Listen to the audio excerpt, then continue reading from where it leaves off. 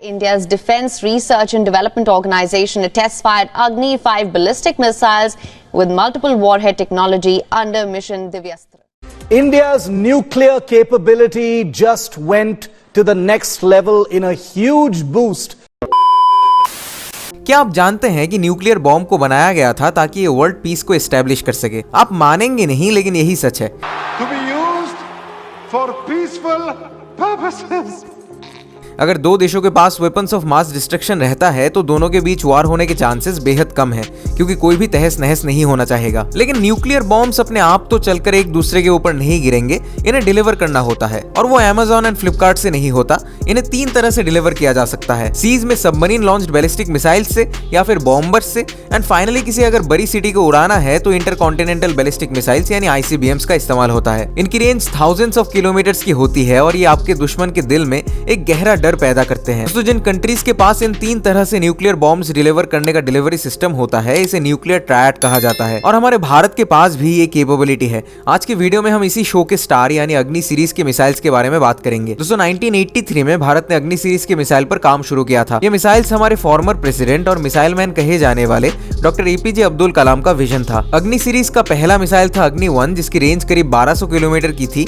इसके बाद अग्नि 2, अग्नि 3, अग्नि 4 एंड अग्नि 5, अभी 6 की भी टेस्टिंग होने वाली है जल्दी ही। दोस्तों बताया जाता है कि अगर किसी देश का space program higher earth orbit में सैटेलाइट्स को लॉन्च कर सकता है तो वो देश धरती के किसी भी कोने में अपने न्यूक्लियर वेपन्स को दाग सकता है। और इसरो कितना केपेबल है ये हम सभी जानते हैं। हालांकि जैसा हमने बताया था कि इसरो अभी तक सिविलियन स्पेस प्रोग्राम तक ही सीमित था, लेकिन इसमें अभी हम थोड़ा शिफ्ट देख रहे हैं चाइना के बढ़ते हुए थ्रेट को देखते हुए। आने वाले 5 सालों में भारत करीब 50 सैटेलाइट्स लॉन्च करने वाला है, जिससे बॉर्डर्स के करीब Chinese troop movements and surveillance हम कर पाएंगे। दोस्तों 1993 में जब पोलर सैटेलाइट लॉन्च व्हीकल का सफलतापूर्वक लॉन्च हुआ था, जो एक 4 स्टेज लॉन्चिंग व्हीकल था, इसी की सफलता के बाद अग्नि सीरीज के मिसाइल के डेवलपमेंट में तेजी देखने मिली, क्योंकि ये दोनों चीजें इंटरलिंक्ड है। जैसे जैसे हमारा स्पेस प्रोग्राम इंप्रूव होता गया, वैसे ही मिसाइल टेक्नोलॉजी भी इंप्रूव होती गई। एंड फाइनली 2012 में अग्नि 5 का सफल परीक्षण हुआ। ये मिसाइल 5000 किलोमीटर के रेंज के साथ पूरा पाकिस्तान एंड चाइना के नॉर्दर्न मोस्ट पॉइंट तक स्ट्राइक करने में सक्षम है। ये डेवलपमेंट्स देखने के बाद चाइना थोड़ा नर्वस हो चुका था,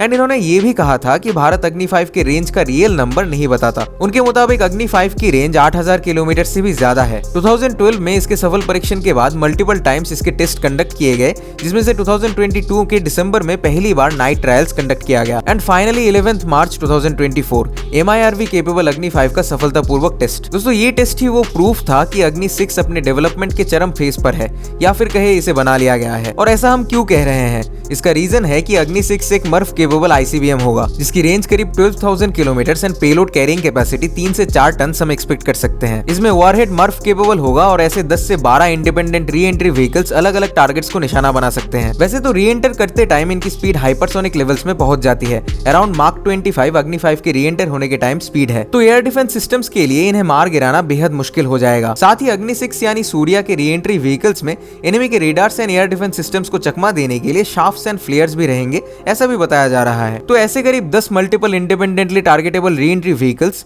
जो हाइपरसोनिक स्पीड्स में दुश्मन देश के ऊपर गिर रहे होंगे, इन्हें कोई एडवांस्ड एयर डिफेंस सिस्टम भी पूरी तरह से काउंटर करने में फेल हो जाएगा। अग्नि 5 में मर्फ का टेस्ट नेसेसरी था, और इसी से मिली एक्सपीरियंस से अभी अग्नि 6 में इसका इस्तेमाल होगा। चाइना हमारे इस टेस्ट से काफी नर्वस हुआ। इनफैक्ट इन्होंने अपने स्पाई वेसल शियांग यांग होंग 1 को बे ऑफ बंगाल में डिप्लॉय करके रखा था, ताकि ये भारत के अग्नि 5 के टेस्ट से डेटा कलेक्ट कर सके। और सिर्फ अग्नि 5 के टेस्ट के समय ही नहीं, ये हर एक मिसाइल टेस्ट के वक्त अपने स्पाई वेसल्स को इंडियन ओशन रीजन में भेज देता है। इन दिनों बॉर्डर टेंशंस भी चाइना के साथ बेहद बढ़ चुके हैं। रिसेंटली भारत ने करीब 10,000 सोल्जर्स इंडो चाइना बॉर्डर में भेजे हैं। अगर हमें चाइना जैसे पावर को काउंटर करना है तो ऐसी टेक्नोलॉजी बेहद इंपॉर्टेंट है, और इसी कारण अग्नि 6 भी बेहद जरूरी हो जाता है। लेकिन दोस्तों अग्नि 6 के डेवलपमेंट से हमारे फ्रेंडली देश थ्रेटन फील करेंगे। इसका रीजन है कि अग्नि 6 की रेंज मैसिव होगी, एंड ज्यादातर यूरोपियन कंट्रीज भी इसके रेंज में होंगे। तो इन्होंने कहा था कि भारत को 10,000 किलोमीटर रेंज वाले मिसाइल्स की कोई जरूरत नहीं है, लेकिन सिर्फ इनके कंसर्न की वजह से हम अपने कैपेबिलिटीज को लिमिट नहीं करना चाहते। If China wants A fight knowing that it would have to sacrifice its whole nation,